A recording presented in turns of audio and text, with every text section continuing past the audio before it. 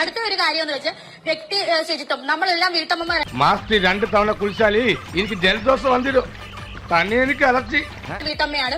നമ്മൾ എന്തായാലും ഇങ്ങനെ എല്ലാവരും ഇവിടെയുള്ള കാര്യം ഇങ്ങനെ എന്റെ ഒരു ആറ്റിറ്റ്യൂഡാണത്. എന്റെ പുറത്ത് ഞാൻ എന്നെ എനിക്ക് സൈബർ ബുള്ളിങ് എനിക്കൊന്നും മനസ്സിലാവും.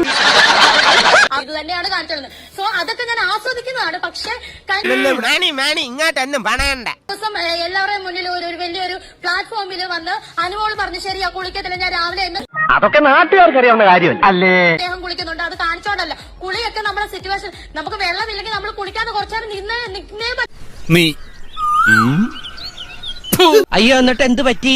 വെള്ളം വരുന്നോട് വരെ നമ്മൾ വെയിറ്റ് ചെയ്യണം. അല്ലെങ്കിൽ കുളമുള്ളടത്ത് കുളം ഉണ്ടെന്ന് വെച്ചോ, നമ്മൾ കുളത്തിൽ ചാടാൻ അറിയാത്തവർ എന്തോ ചെയ്യും. നമ്മൾ വെള്ളം വരുന്നോട് വരെ നമ്മൾ അത് വെയിറ്റ് ചെയ്യണം. സാഹചര്യത്തെ ആശ്രയിച്ച് തന്നെയാണ് ഈ പറയുന്നതിലൊന്നും പരസ്പര ബന്ധമില്ല. പരസ്പര ബന്ധം ഉണ്ടോ? ശരിക്കുണ്ട്.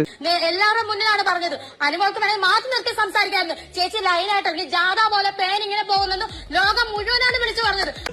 ഞാൻ മൂർഖനാ, കരിമൂർഖൻ. അനുമോൾക്ക് വേണമെങ്കിൽ ആക്ഷൻ അല്ല കാണിക്കുന്നത്, മാറ്റി സംസാരിക്കായിരുന്നു എന്റെ അടുത്ത്. ചേച്ചി ഇന്ന പോലെ ഒരു പ്രശ്നമുണ്ട്, നിങ്ങൾ ശ്രദ്ധിക്കണം. അതെന്റെ പേഴ്സണൽ വ്യക്തി. എന്റെ ഡാഡി പറഞ്ഞാലുണ്ടല്ലോ ആ സത്യമാണ് ഇല്ലെന്ന് ഞാൻ പ്രേക്ഷകരെ കണ്ടോണ്ടിരിക്കല. ഇങ്ങനെ ലൈനായിട്ട് എവിടെ മുഖത്തോടെ പോകുന്നത് പ്രേക്ഷകരെ കണ്ടുപിടിക്കട്ടെ, അല്ലാതെ ആക്ഷൻ കാണിച്ചാലല്ല. എലിവിഷം വേണ്ട, ഏൽക്കില്ല. നല്ല പന്നിപ്പടക്കം വാങ്ങിക്കുക, ഈ സാധനത്തിന്റെ വായിലിട്ട് പൊട്ടിക്കുക, കൊല്ലുക.